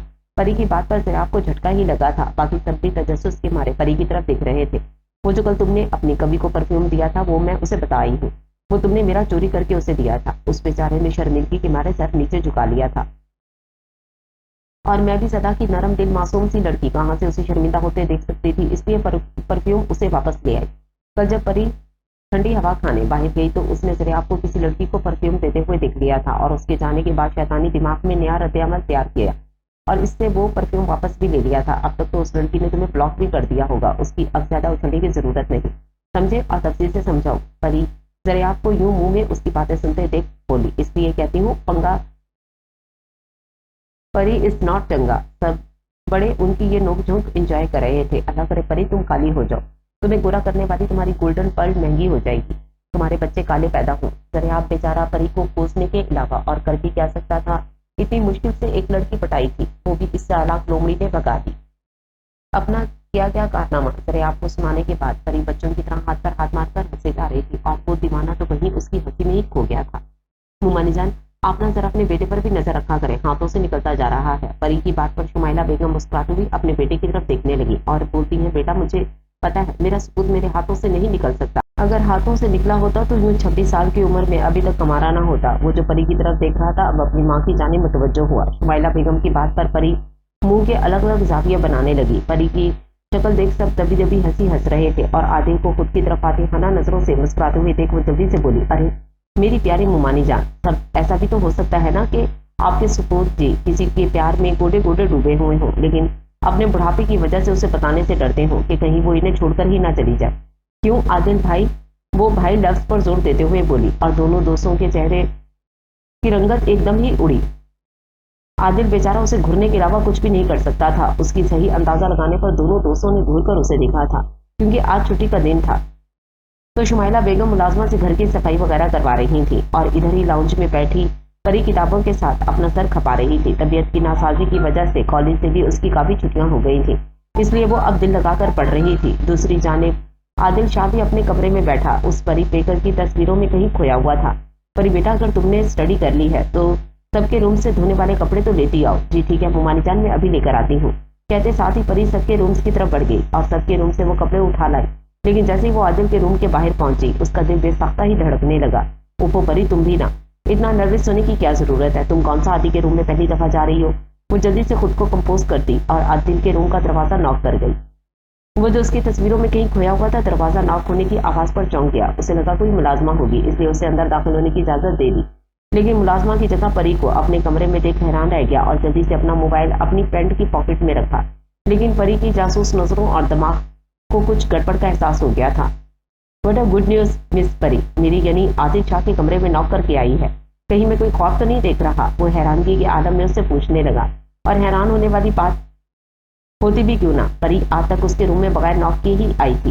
वो आदिल शाह की चीजों पर बचपन से ही अपना हक समझती थी, इसलिए बिला झिझक उसके कमरे में आ जाया करती थी। हाँ वो तो मैंने आपको शॉक करने के लिए ऐसा किया और देखिए आप हो भी गए। परी को कोई और जवाब ना सूझा तो जल्दी से बात को ही टालमटोल कर गई। वो मुमानी जान ने मुझे सबके कमरों से धोने वाले कपड़े लेने भेजा था, इसलिए आई। परी को आज बहुत ज्यादा घबराहट हो रही थी। आदिल के साथ अकेले रूम में होना उसे अजीब सा एहसास से दो चार कर रहा था। परी चाहकर भी अपनी घबराहट पर काबू नहीं पा रही थी। वो इसी घबराहट में अपनी उंगलियां मरोड़ना शुरू कर गई। आदिल बड़े गौर से उसकी एक हरकत को नोट कर रहा था। अब उसे परी की तबीयत की फिक्र लाक होने लगी। वो बेड से उठकर सीधा आकर बिल्कुल परी के सामने खड़ा हो गया और गहरी नजरों से उसके चेहरे की तरफ देख रहा था। परी भी उसकी नजरों की गहरी तपिश अपने चेहरे पर महसूस कर रही थी। वो बहुत गौर और तवज्जो से उसे देख रहा था, जैसे उसके अंदर क्या चल रहा हो वो पता लगाना चाहता हो। उसकी नजरों की तपिश खुद पर महसूस करके उसकी पलकें बुरी तरह कांपने लगी थी। वो अपनी पलकों की झालरें ऊपर उठाकर उसकी तरफ ही देख नहीं पा रही थी। आदिल भी बड़े गौर से उसके चेहरे के उतार चढ़ाव को देख रहा था। परी तुम ठीक तो हो ना? तुम्हारी तबीयत तो ठीक है? वो अपने लहजे में दुनिया जहां का प्यार समझे उससे पूछ रहा था। जी मैं ठीक हूँ। अच्छा तो फिर वो काम कर लो जिसे करने के लिए तुम मेरे रूम में आज पहली दफा नॉक करके आई थी। आदिल थोड़ा शरारत से उसे कहने लगा। चचोरे ना हो तो। परी अपने दिल ही दिल में बुड़बुड़ाई और कपड़ों का ढेर आदिल के रूम में ही फेंक गई। अब इतना ज्यादा मेरा मजाक उड़ाया है तो अपने भी और बाकी सबके भी कपड़ों को उठाकर नीचे मुमानी को देकर आए। कहते साथ ही वो वहां से 9-11 हो गई और आदिल मुंह खोले उसे ही जाते हुए देखता रहा। बड़ी अजीब लड़की है, कहते साथ ही आदिल अपने कंधे उचकाते और अपने और बाकी सबके कपड़े लेकर उसके पीछे पीछे ही नीचे की तरफ बढ़ गया। शाम के खाने का वक्त था और सब लोग खाने की टेबल पर मौजूद थे, सिवाय एक नफ उसके, जो कि हमारे आदिल साहब थे। ये आदिल अब तक खाना खाने क्यों नहीं आया? आदिल को खाने की टेबल पर मौजूद ना पाकर शुमाइला बेगम बोली, मैं देख कर आती हूँ उसे। शुमाइला बेगम उठकर जाने ही वाली थी कि नाइला बेगम की आवाज पर रुक गई। आप आराम से बैठकर खाना खाएं भाभी, आदिल को जाकर परी दिखाएगी।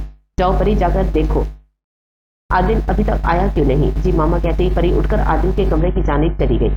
आदिल, जो कि नीचे जाने ही वाला था, जूस पीते हुए उसके ऊपर गिर गया तो वो चेंज करने वॉशरूम में चला गया था। इस दफा परी ने आदिल के कमरे में नॉक करके आने की गलती बिल्कुल भी नहीं की थी और वो पहले की तरह बिना झिझक उसके कमरे में आ गई थी। वो कमरे में दाखिल हुई तो खाली कमरे ने उसका मुंह चढ़ाया। अब ये आदिल भाई किधर गए? परी सोच ही रही थी कि उसे वॉशरूम से पानी गिरने की आवाज आई। अच्छा, तो मासूम डुबकियां लगा रहे हैं इस टाइम, मैं जाकर मोमानी जान को बता देती हूँ।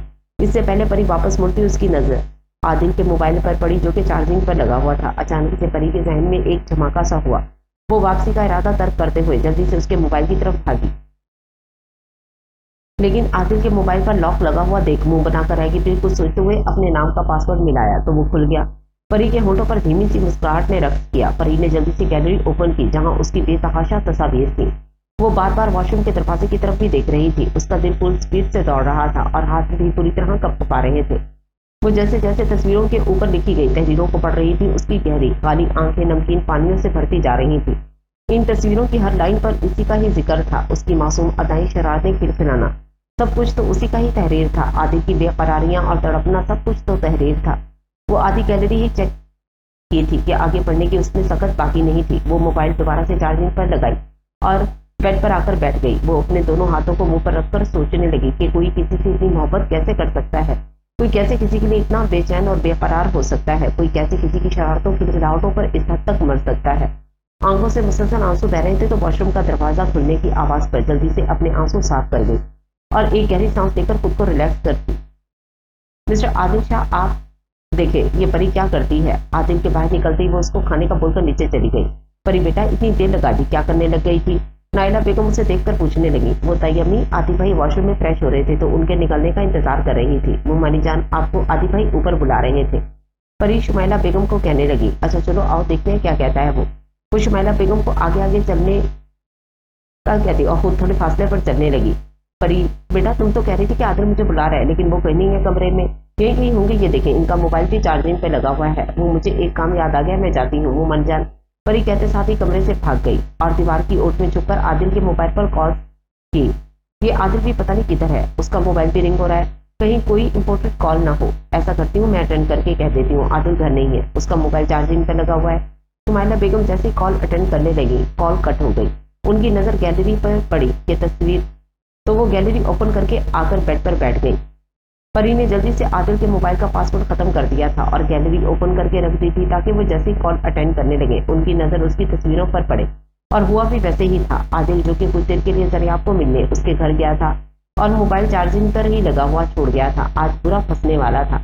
परी अपने कारनामे को कामयाब होता देख जल्दी से अपने कमरे की तरफ भाग गई, लेकिन जाते वक्त वो खुद और अपने शैतानी दिमाग को सराहना नहीं भूली थी। दूसरी तरफ शुमाइला बेगम जैसे जैसे तस्वीरों और उन पर लिखी गई तहरीरों को पढ़ती जा रही थी, उनके चेहरे पर एक रंग आ रहा था और एक जा रहा था। वो हैरानगी से इन तहरीरों को पढ़ती जो उनके बेटे ने बड़ी मोहब्बत से लिखी थी। इन्हें समझ नहीं आ रहा था वो अपने बेटे से खफा हो या खुश हो, जिसने अपनी माँ से इतनी बड़ी हकीकत छुपा रखी थी। वो मोबाइल बंद करके चार्जिंग पर लगा दी और आदिल से जल्द से जल्द बात करने का इरादा रखती थी और उसके कमरे की हालत सेट करने लगी। काफी देर रूम में इधर उधर चक्कर लगाने के बाद आखिरकार वो भागकर आदिल के कमरे की जानिब आई। अंदर आती उसका दिल जोरों से धड़कने लगा। उसे कहीं ना कहीं ये भी डर लग रहा था कि कहीं शुमाइला बेगम को ही बुरा ना लग जाए, उसे गलत समझने ना लग जाए। मुमानी जान, आप अभी तक यहीं हैं? मैं आपको आपके कमरे में ढूंढ रही थी। परी की आवाज सुनते ही शुमाइला बेगम, जो कि बेड के तकिए सेट कर रही थी, परी को प्यार से अपनी तरफ बुलाया। वो कुछ डरती झिझकती आकर बेड पर उनके साथ ही बैठ गई थी और प्यार से उसका माथा चूमने लगी। परी बेटा, मैंने हमेशा से ही तुम्हें अपनी बेटी माना है और आगे भी इंशाल्लाह तुम मेरी बेटी ही रहोगी। शुमाइला बेगम की कही गई बातों से उसे कुछ तसल्ली हो गई थी। मुमानी जान, आप ऐसी बातें क्यों कर रही हैं? बेटा, अगर तुम्हारे बड़े तुम्हारी जिंदगी के बारे में कोई फैसला करेंगे तो तुम्हें कोई एतराज तो नहीं होगा। मुमानी जान, ये आप कैसी बातें कर रही हैं? आज तक मैंने आप लोगों का किया गया कोई भी फैसला झुटलाया है जो अब झुटलाऊंगी? मुझे पता है आप लोग मेरे लिए जो भी फैसला करेंगे वही मेरे लिए सबसे अच्छा होगा। उसकी बात पर शुमाइला बेगम एक बार फिर प्यार से उसका माथा चूम गई और परी अब आगे क्या होने वाला था उसके बारे में सोचने लगी। रात का खाना खाकर सब लोग अपने अपने कमरों में चले गए तो शुमाइला बेगम ने भी कुछ सोचते हुए आदिल के कमरे का रुख किया। वो जो हर बात से बेखबर बेड पर बैठा अपने लैपटॉप पर अपने ऑफिस का काम करने में मशगूल था। मामा को आते देख उनकी इज्जत में लैपटॉप को साइड पर रखकर उनके हाथ पकड़कर उस पर बोसा दे दिया और अपने साथ बेड पर बिठा गया। वो भी उसके साथ ही बैठकर बड़े गौर से अपने हैंडसम से बेटे को देखने लगी, जो ब्लैक कलर का 3 पीस पहने अपने गहरे काले बाल माथे पर बिखेरे अपनी बड़ी बड़ी आंखों से अपनी माँ को देखने लगा। क्या बात है मामा, आप मुझे ऐसे क्यों देख रही हैं? मैं देख रही हूँ कि मेरा बेटा कितना हैंडसम है। कितनी ही लड़कियां मरती होंगी मेरे बेटे पर। वो अपनी माँ की तरफ देखकर मुस्कुराया। माँ भी अल्लाह ताला की कितनी बड़ी नेमत है ना, उसको अदा चाहे कितनी ही बुरी क्यों ना हो, लेकिन माँ को किसी शहजादे से कम नहीं लगती। आदिल बेटा, ये बात मेरी समझ से बाहर है कि तुम आखिर शादी के लिए क्यों नहीं मान रहे हो। शुमाइला बेगम अपनी कार्रवाई शुरू कर गई। उफो, मेरी प्यारी मामा जानी, कर लूंगा शादी भी, आप क्यों इतना परेशान हो रही हैं? वो अपनी तरफ से तो अपनी माँ को भरपूर दिलासा दे गया, लेकिन ये बात नहीं जानता था कि वो भी इसकी माँ ही है। आज तो शुमाइला बेगम भी कुछ और ही सोचे बैठी थी। चलो ठीक है, जैसे तुम्हारी मर्जी, जब दिल करे कर लेना शादी। अब हम तुम्हें कुछ नहीं कहेंगे। उफल्ला, मैं भी बुढ़ापे के साथ कैसी कैसी भुलक्कड़ होती जा रही हूँ। तुमसे जो बात करने आई थी वो तो करना ही भूल गई। शुमाइला बेगम अपने माथे पर हाथ मारते हुए बोली। कौन सी बात मामा? वो भी अपनी माँ की बात सुनने के लिए बेचैन था। मैंने और तुम्हारे पापा ने सोचा है कि तुम तो अभी शादी जैसे झंझट में पड़ना नहीं चाहते, तो क्यों ना हम लोग प्रिया की शादी कर दें। वैसे भी बिन बाप की बेटी है, तुम्हारे पापा को ही उसके बारे में सोचना है। आदिल के चेहरे का रंग एकदम फीका सा पड़ गया, जो कि शुमाइला बेगम की नजरों से भी नहीं बच पाया। और पता है आदि, हमने परी के लिए जो लड़का पसंद किया है वो हजारों में एक है। जिस घर में हमारी बेटी जाएगी, इस घर को ही अपनी रोशनी से रोशन कर देगी। वो फीकी सी मुस्कुराहट के साथ अपनी माँ से उस लड़के का नाम पूछा। अच्छा मामा, कौन है वो लड़का जिसकी किस्मत हमारी परी के साथ फूटने वाली है? लड़का अपना ही है, देखा भाला भी है, और तुम तो उसे बचपन से ही जानते भी हो। कौन मामा, किसकी बात कर रही हैं आप? अरे अपने जरियाब की बात कर रही हूँ। हमारी ख्वाहिश है कि परी को जरियाब की दुल्हन बनाए।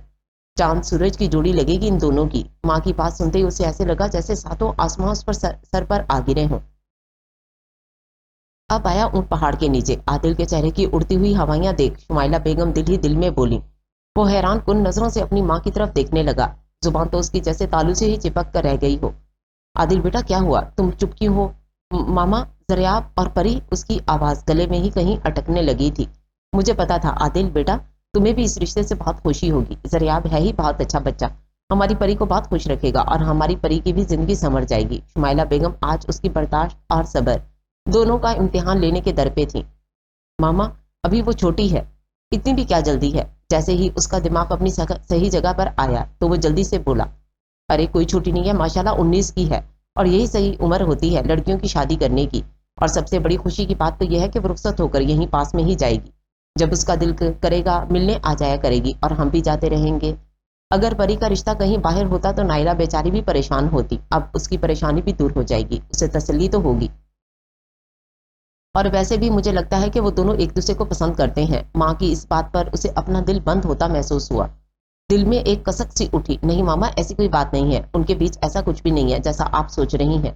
वो एक बार फिर अपनी माँ को समझाने की कोशिश करने लगा। अरे मैंने खुद जरियाब की आंखों में परी के लिए मोहब्बत देखी है। नहीं मामा, जरियाब नहीं करता परी से मोहब्बत। वो अपनी माँ को किसी भी तरह से इस रिश्ते से रोकना चाहता था, लेकिन उसे मुनासिब अल्फाज नहीं मिल रहे थे। अच्छा, अगर जरियाब परी से मोहब्बत नहीं करता तो क्या तुम करते हो? जी मामा, मैं। वो बोलते बोलते अचानक से होश में आया तो उसकी जुबान को ताला लग गया। उसकी आधी अधूरी बात शुमाइला बेगम को पूरा मतलब समझा गई, तो वो एक पुरसकून सी सांस हवा में खारिज कर गई। चलो मेरा बुद्धू बेटा, माना तो सही, मेरी इतनी लंबी गुफ्तगू का कुछ तो असर हुआ उसके जंग लगे दिमाग पर।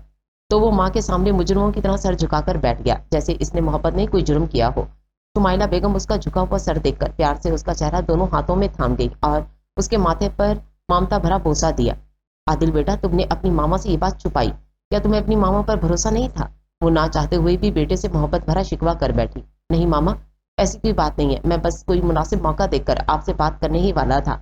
मेरी जान, अपनी मोहब्बत को हासिल करने के लिए मुनासिब वक्त का इंतजार नहीं करते। मेरी ये बात याद रखना, कहीं ऐसा ना हो कि जब आपका मुनासिब वक्त आने आए तब मोहब्बत आपकी दस्तरस से दूर चली जाए और आप पछतावे के अलावा कुछ ना कर सकें। वो अपनी माँ की बातें बहुत ध्यान से सुन रहा था, लेकिन मामा वो अभी पढ़ रही है और शायद फूफो भी अभी ना माने। अपने जहन में चलते खदशात का जिक्र वो अपनी माँ के सामने कर गया। तुम उनकी फिक्र ना करो, उन्हें मनाना हमारा काम है, और मैं पूरे यकीन के साथ कह सकती हूँ वो लोग इस रिश्ते के लिए कभी भी इनकार नहीं करेंगे। अभी वो दोनों बातें कर रहे थे कि ज़रियाब भी वहां आन टपका। अरे वाह भाई, क्या बातें हो रही हैं माँ बेटे में। वो थोड़ा शरारती से अंदाज अख्तियार करते हुए बोला, आंटी कहीं आप इन साहब की शादी के लिए तो नहीं मनाने आई? मुझे बड़े अफसोस के साथ कहना पड़ रहा है, मेरी मासूम आंटी जान को इस दफा भी मायूसी लौटना पड़ेगा। वो शुमाइला बेगम की तरफ देखते हुए थोड़ा अफसोस से बोला, जी नहीं मिस्टर ज़रियाब, मैं आपको बता दूं मेरा बेटा शादी के लिए मान गया है। इस दफा मुझे नाउम्मीद होकर नहीं लौटना पड़ेगा। व्हाट, ये मान गया? और वो कैसे? शुमाइला बेगम की बात सुनकर ज़रियाब को झटका ही तो लगा था। ये अजीम मौजज़ा कैसे हुआ? आंधी तूफान क्यों नहीं आया? बारिश क्यों नहीं हुई? घोड़े क्यों नहीं दौड़े? बंदर क्यों नहीं नाचे? ज़रियाब की एक्टिंग अरूज पर थी और वो दोनों उसकी एक्टिंग देखकर बस मुस्कुराए जा रहे थे। अच्छा आंटी, ये तो बता दें लड़की का नाम क्या है? आखिर कौन है वो खुशनसीब लड़की जो इस हैंडसम से क्यूट से देवर की भाभी बनेगी? आखिर उसने कुछ नेक काम ही किए होंगे जो मुझ जैसा हैंडसम चार्मिंग सा देवर मिल रहा उसे।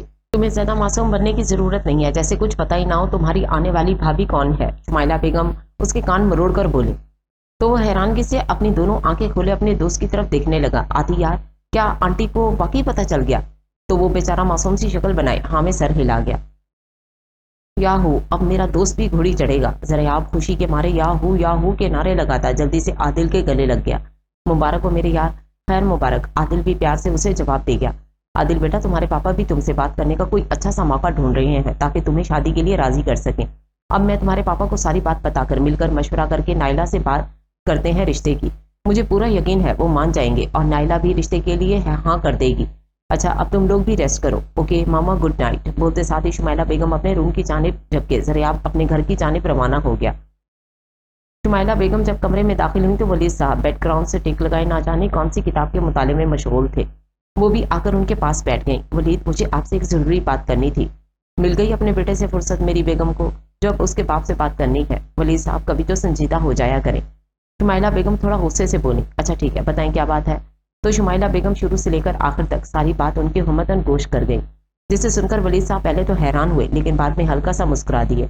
वाह भाई, आपका बेटा तो बड़ा छुपा रस्तम निकला। मैं तो उसे एवं ही मासूम सीधा साधा समझता था। शायद आप भूल रहे हैं वलीद साहब, आपका बेटा भी आप पर ही गया है। शुमाइला बेगम की बात पर वो कहका लगाकर मुस्कुरा दिए। आज वो दोनों मियाँ बीवी बहुत पुरसुकून और खुश नजर आ रहे थे। ठीक है बेगम साहिबा, फिर हम सुबह ही लड़की की माँ से बात करेंगे, आप बच्चों को भी बता दीजिएगा। शुमाइला बेगम भी हाँ में सर को जुम्बिश देकर पुरसुकून होकर लेट गई। क्या बात है भाई साहब, आपने सुबह सुबह हम सबको यहाँ इकट्ठा क्यों किया? खैरियत तो है ना? सब लोग नीचे लाउंज में बैठे हुए थे। नाइला बेगम ने किसी खदशे के तहत अपने बड़े भाई से पूछा। हाँ नाइला बेटा, सब कुछ ठीक है, बस आज मैं तुमसे कुछ मांगना चाहता हूँ। कैसी बातें कर रहे हैं भाई साहब, सब कुछ आपका ही तो है।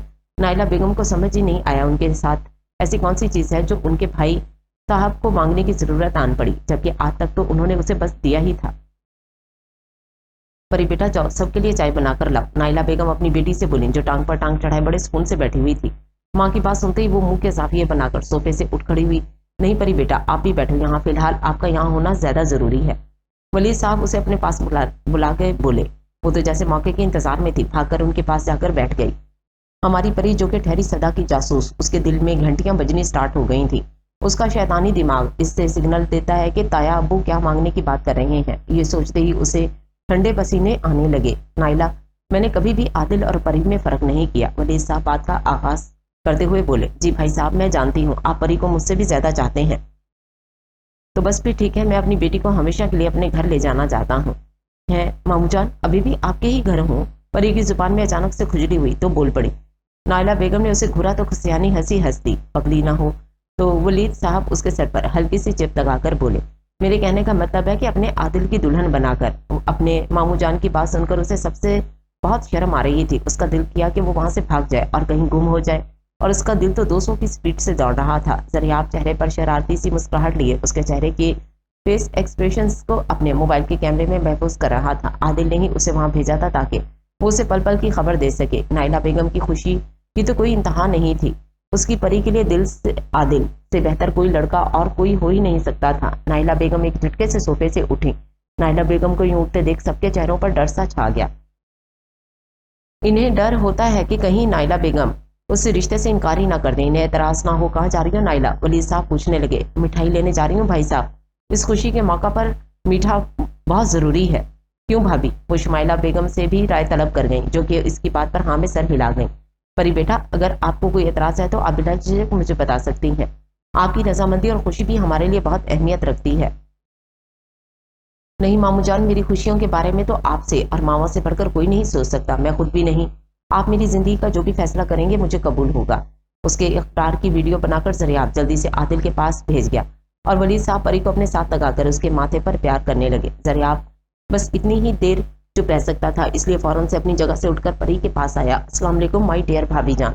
जरियाब के मुंह से अपने लिए भाभी का लफ्ज सुनकर उसके चेहरे पर शर्मो हया के अनगिनत रंग छा गए। परी भी शर्मीली सी मुस्कुराहट के साथ जरियाब के सलाम का जवाब दिया। उफ अल्लाह परी, तुम शर्माती भी हो, मैं कहीं कोई ख्वाब तो नहीं देख रहा। शर्माए मेरी जुदी, वो तो मैंने ड्रामे के सीन में देखा था। इस सिचुएशन में लड़कियां शर्माती हैं तो सोचा क्यों ना मैं भी ट्राई करके देखूं। परी जब बोलने पर आई तो बिना बड़ों का लिहाज किए बस बोलती चली गई। उसकी जुबान को ब्रेक तो तब लगी जब नायला बेगम की जूती ने उसका कंधा सेंका। उफ अल्लाह मामा, क्या हो गया है? कोई अपनी बेटी को भला उनके ससुराल वालों के सामने मारता है क्या? परी मुंह के जाविये बनाकर बोली थी। परी की बात पर बाकी सब तो धीरे से मुस्कुरा दिया, लेकिन नायला बेगम नफी में सर हिलाकर रह गईं कि इनकी बेटी का कुछ नहीं हो सकता। आदिल अपने ऑफिस में बैठा काम में दिल लगाने की कोशिश कर रहा था, लेकिन नाकाम हो रहा था। आज तो उसका दिल कहीं और ही मसरूफ था। उसके ऑफिस आ जाने के बाद भी घर में क्या बातें हुई होंगी, उसकी फुप्पो ने क्या जवाब दिया होगा, वो मानी होगी या नहीं, वो सब कुछ जानने के लिए बेसब्रा हो रहा था। उफो, मैं भी कितना पागल हूँ। मैंने जरियाब को बोला तो था पल पल की खबर मुझे दे, चेक करता हूँ। अभी वो सोच ही रहा था कि उसके मोबाइल की मैसेज टोन बज उठी। वो जो चेयर से टेक लगाए बैठा था जल्दी से आगे बढ़ा और टेबल से मोबाइल उठाकर अपना व्हाट्सएप ओपन किया। व्हाट्सएप ओपन करते ही उसे जरियाब की मुबारकबाद के मैसेज मसूल हुए और साथ ही एक वीडियो क्लिप भी थी। आदिल ने जल्दी से वो वीडियो क्लिप चलाई। जैसे जैसे वो वीडियो चलती जा रही थी उसे अपने अंदर तक सुकून उतरता महसूस हो रहा था। एक खुशी की लहर उसके पूरे जिस्म में सराइत कर गई थी। उसका दिल आज भंगड़े डालने को कर रहा था। परी का शर्माना, घबराना और शर्मो हया से अपनी नजरें झुकाना सब कुछ उसे वाज़े नजर आ रहा था और परी का और ज्यादा असीर बना रहा था। आदिल मोहब्बत से उसकी तस्वीर को चूम गया। नायला, अब हम जल्द ही अपनी बेटी को अपने घर ले जाना चाहते हैं। लेकिन भाभी, इतनी जल्दी भी क्या है? अभी तो इसे उठने बैठने की तमीज भी नहीं है और इसकी पढ़ाई मुकम्मल भी नहीं हुई। ये क्या बात हुई मामा? अच्छी खासी तमीज तो है मुझ में, क्यों मामू जान? परी की बात पर वलीद साहब भी मुस्कुराकर सर हाँ में हिला गए। पता नहीं आपकी बहन को ही मैं क्यों बदतमीज लगती हूँ। कभी कभी तो मुझे लगता है मैं इनकी सगी औलाद ही नहीं हूँ। परी झुंझलाकर बोली। तुम चुप होती हो या मैं करवाऊं? इतना नहीं कि बेटी ससुराल जा रही है, थोड़ा प्यार लाड कर ले, बस सारा दिन इंसल्ट करती रहती हैं। अब की बार परी दिल ही दिल में बुड़बुड़ाई थी। पढ़ाई तो शादी के बाद भी हो सकती है। नायला बेटा, क्यों बेगम साहिबा? जी बिल्कुल नायला, वलीद साहब ठीक कह रहे हैं। शादी के बाद हमारी बेटी जितना पढ़ना चाहे पढ़ सकती है। बस अब मैं और कोई बहाना नहीं सुनूंगी नायला। हम इस महीने की 11 को बारात लेकर आ रहे हैं। लेकिन भाई साहब, इतने कम दिनों में सब तैयारियां कैसे होंगी? नायला बेगम थोड़ी परेशानी से बोली। इंशाल्लाह सब तैयारियां वक्त पर हो जाएंगी और इसमें परेशान होने वाली कोई बात नहीं है, तुम टेंशन ना लो। शुमाइला बेगम के बस में होता तो वो आज के आज ही निकाह पढ़वाकर परी को आदिल के कमरे में पहुंचा देती। सब बड़े शादी की तैयारियों के बारे में डिस्कस करना स्टार्ट कर गए तो वो भी उठकर अपने कमरे में चली आई और आईने के सामने खड़े होकर खुद को आईने में देखने लगी और चेहरा हाथों में छुपाकर शर्मा दी। आदिल के बारे में सोच सोच कर ना जाने क्यों आज उसे शर्म आ रही थी। रिश्ता बदल रहा था तो एहसास भी बदल रहे थे। शादी के ये दिन तैयारियों में कैसे गुजरे किसी को पता ही ना चला, सवाए हमारे दुल्हे मियाँ के, जिसे एक एक दिन भी सदियों के बराबर लग रहा था। इन तमाम दिनों में इस परी की शक्ल देखना तो दूर, उसकी आवाज तक भी नहीं सुनी थी। ना ही परी को नीचे वाले पोर्शन में जाने की इजाजत थी और ना ही आदिल को ऊपर वाले पोर्शन में आने की इजाजत थी। वो परी को मैसेज और कॉल्स कर करके थक जाता था, लेकिन वो महारानी नो लिफ्ट का बोर्ड लगाए बैठी थी। आदिल बेचारा भी अब सब्र करने के अलावा और कुछ नहीं कर सकता था। आज का दिन इन दोनों के लिए बहुत ही अहम था, खासतौर पर आदिल शाह के लिए, क्योंकि उसकी मोहब्बत हमेशा हमेशा के लिए उसकी बनकर उसके पास उसकी दस्तरस में आने वाली थी। वो खुद को हवाओं में उड़ता महसूस कर रहा था। आदिल शाह अब और ज्यादा इंतजार नहीं कर सकता था, तो उसने ये कहकर शादी का फंक्शन कैंसिल कर दिया कि उसे सादगी वाली शादी पसंद है। दूसरे फंक्शंस में पैसा खर्च करने से बेहतर है किसी बेरोजगार की मदद कर दी जाए। पहले तो परी ने वावेला मचाना चाहा, लेकिन बाद में आदिल की इस बात पर खामोश हो गई। आज बारात का दिन था। बारात के इंतजामात शहर के मशहूर मैरिज हॉल में किए गए थे। घर की पहली शादी थी तो सारे अरेंजमेंट्स अच्छे से किए गए थे, कहीं कोई कमी ना रह जाए। निकाह खैर आफियत हो चुका था। अब परी आदिल शाह बन चुकी थी। उसके नाम के साथ आदिल का नाम जोड़ दिया गया था। आदिल गोल्डन शेरवानी पर मैरून कुल्ला पहने किसी रियासत का शहजादा ही तो लग रहा था और बेसब्री से अपनी शहजादी के आने का वेट कर रहा था। इंतजार की वो घड़ियां भी खत्म हुई जब आदिल की नजर हॉल के उस तरफ गई जहां से नाइला बेगम और शुमाइला बेगम परी को प्यार से थामे उसे लेके आती दिखाई दी। आदिल की नजर जब परी पर गई तो पलटना ही भूल गई थी। वो भी मैरून लहंगे में गोल्डन कुर्ती और मैरून दुपट्टे को अच्छी तरह सेट किए डार्क और नफीस मेकअप में आसमान से उतरी अपने नाम की तरह कोई परी ही महसूस हो रही थी। आदिल ने अपना और परी का ड्रेस खुद पसंद किया था। वो धड़कते दिल के साथ ऐसा ऐसा कदमों से चलती उसकी तरफ बढ़ रही थी। जब वो स्टेज तक पहुंची तो आदिल होश की दुनिया में वापस आया और जल्दी से आगे बढ़कर मोहब्बत से परी के सामने अपना हाथ बढ़ाया। परी ने जरा सी पलकों की झालर उठाकर अपने सामने खड़े अपने दूल्हे की तरफ देखा जिसके नाम वो थोड़ी देर पहले अपना सब कुछ लिख चुकी थी। वो भी आंखों में मोहब्बत लिए उसे ही देखे जा रहा था। परी भी ऐसे ऐसे अपना कपकपाता हुआ हाथ उसके हाथ पर रख गई थी। आदिल भी उसका हाथ थामे उसे अपने साथ लिए सोफे पर बैठ गया। दुल्हन के आते साथ ही कैमरामैन ने हर अंदाज से इस खूबसूरत कपल को अपने कैमरों में महफूज कर लिया।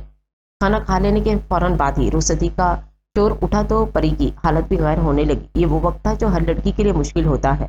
उसे अपने माँ बाप बहन भाई पूरे घर को छोड़कर किसी और घर जाना पड़ता है जहाँ के लोगों को वो जानती तक नहीं है।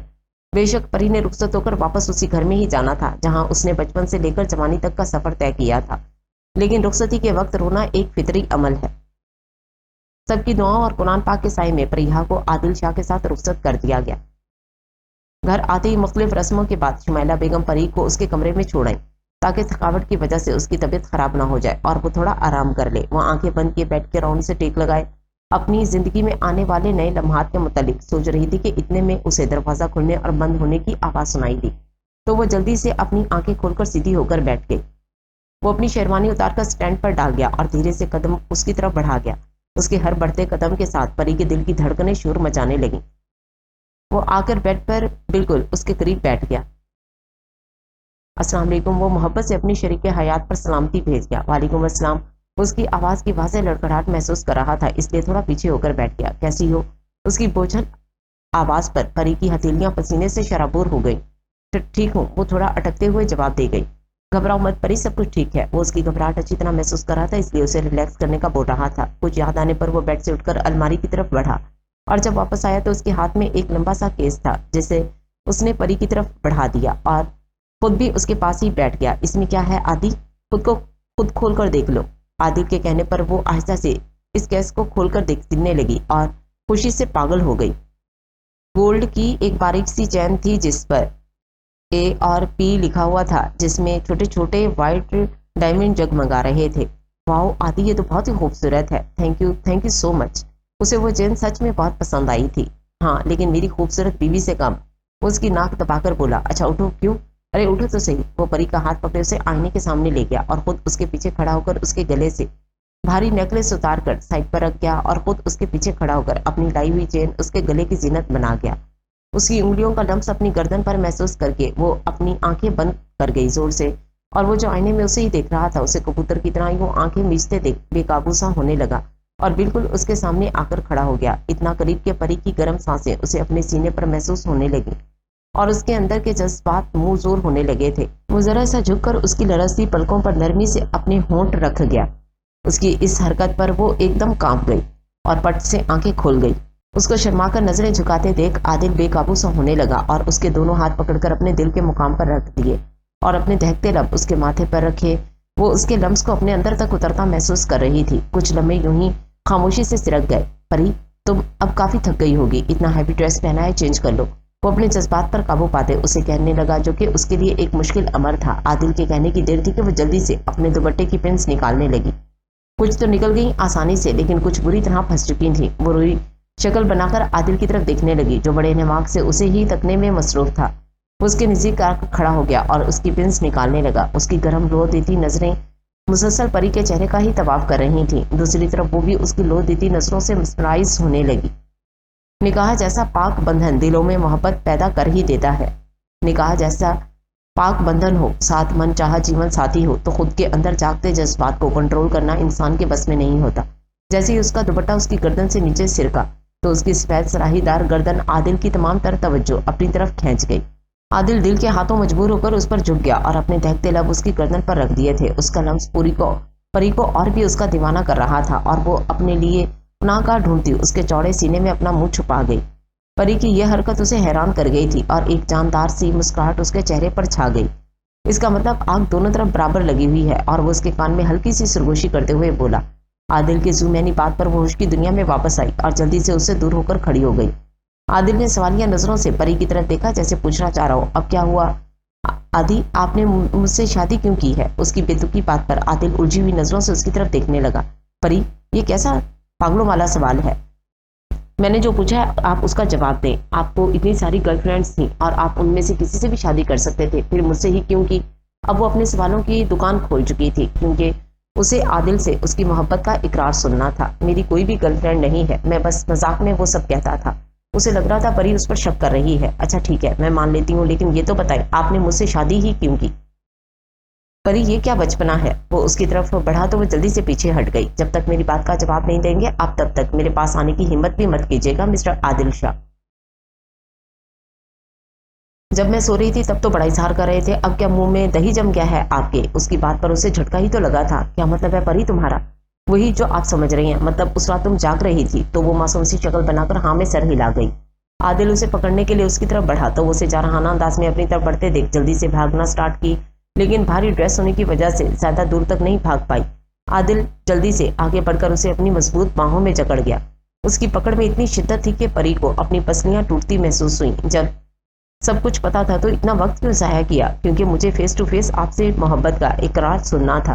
वो अपनी ख्वाहिश का इजहार कर गई। 2 दफ़ा मैं आपकी मोहब्बत का इकरार सुन चुकी हूँ, लेकिन आप इस बात से अनजान थे। 2 बार कैसे? वो सच जानने के लिए बेताब हो रहा था। पहली बार तब सुना था जब आप और जरियाब के रूम में बैठे बात कर रहे थे। मैं आपके लिए खाना गर्म करके लाई थी तो आपकी सारी बातें सुननी थी, इसीलिए उस दिन तुम्हारा नर्वस ब्रेकडाउन हुआ था। आदिल बीच में ही उसकी बात को चक्कर बोला था तो उसने हाँ में सर हिला दिया। आदिल ने शिद्दत से उसे अपनी मजबूत बाहों में भींच लिया। आई एम सॉरी परी, तुम मेरी वजह से इतनी तकलीफ और अजियत में रही, प्लीज मुझे माफ कर दो। नहीं आदि प्लीज, आप माफी मांगकर मुझे शर्मिंदा ना करें। मैं तुमसे बहुत मोहब्बत करता हूँ परी, तुम मेरी जिंदगी हो। तुम्हारे बिना इस आदिल शाह को अपनी जिंदगी बेमोल सी लगती है। तुम हो तो मैं हूँ, तुम्हारे बिना मैं कुछ भी नहीं हूँ। वो उसके चेहरे को हाथों में थामे उसकी आंखों में आंखें डाले आज अपनी मोहब्बत का इजहार कर रहा था और वो दुनिया जहां बुलाए उसकी आंखों में डूबती जा रही थी। आदिल ने मोहब्बत से उसके हाथ चूम डाले। उसके इस खूबसूरत से इजहार पर वो अंदर तक सरशार हुई थी और आज वो खुद को दुनिया की खुशकिस्मत लड़की तस्वुर कर रही थी। आप मुझसे वादा करें आदि, हमेशा मुझसे ऐसे ही मोहब्बत करेंगे। मेरी जान बेफिक्र हो, वक्त के साथ साथ ये प्यार बढ़ेगा, कम नहीं होगा। बेशक हमारे 12 बच्चे ही क्यों ना हो जाए, ये प्यार तब भी कम नहीं होगा। 12 बच्चों का सुनकर उसका मुंह पूरे का पूरा खुल गया और उसने एक जबरदस्त घुरी से आदिल को नवाजा। ऐसे क्या देख रही हो, जाने मन कहीं प्यार ही ना हो जाए। आदिल एक आंख विंक करते हुए बोला। परी की शक्ल देख आदिल का जानदार कहका कमरे में गूंजा। बहुत बुरे हैं आप आदि, मुझे तंग कर रहे हैं। अरे अभी कुछ बुरा किया ही कहाँ है, मैं तो और बहुत कुछ बुरा करने का सोच रहा हूँ और उस पर अमल करने का इरादा भी रखता हूँ। उसकी ज़ूम बातों से वो शर्म से पानी पानी हो गई और शर्म के मारे उसके गाल लाल टमाटर हो गए। ये कहते साथ ही आदिल उसके होंठों को अपने होंठों में कैद कर गया। उसके लम्स में इतनी शिद्दत थी कि उसे अपना सांस बंद होता महसूस हुआ। वो उसके लबों के जाम से दुनिया जहां बुलाए अपनी तिश्नगी मिटा रहा था। वो बिन पानी की मछली की तरह उसकी बाहों में मचलने लगी। उसके नाजुक वजूद को लरसते हुए महसूस करके वो उसके लबों को आज़ादी बख्श गया। आज़ादी मिलते साथ ही वो अपनी सांसों को हमवार करने लगी और उसका चेहरा शर्म के मारे सुर्ख हो रहा था। उसके चेहरे पर शर्म और हया के रंग देखकर आदिल को उस पर टूटकर प्यार आ रहा था और उसने आगे बढ़कर उसे अपने बाजुओं में उठाया और जाकर बेड पर बिठा दिया और खुद भी उसके करीब ही बैठ गया। उसकी पलकें अभी तक झुकी हुई थीं। उसे आदिल की शिद्दतों का अंदाजा हो चुका था। वो अपना हाथ पीछे ले जाकर नरमी से उसकी कमर के गिर्द हाइल कर गया और अपने दहकते लब उसके कंधे पर रख दी। उसकी इस हरकत पर परी का दिल उछलकर हलक तक आ गया था। वो बेड पर लेटकर आंखें बंद कर गई और खुद को उस इंसान के हवाले कर दिया जो उसे इससे भी ज्यादा चाहता था। आज वो भी पूरे दिल से आदिल शाह की होना चाहती थी। आदिल ने हाथ बढ़ाकर लाइट ऑफ कर दी और वो दोनों एक दूसरे के वजूद में गुम एक दूसरे पर अपनी मोहब्बतें निछावर करने लगे। वक्त गुजरने के साथ साथ ये रात इन दोनों के लिए बहुत ही प्यारी यादगार बनती जा रही थी और वो दोनों हमेशा हमेशा के लिए एक दूसरे में गुम एक दूसरे के हो गए।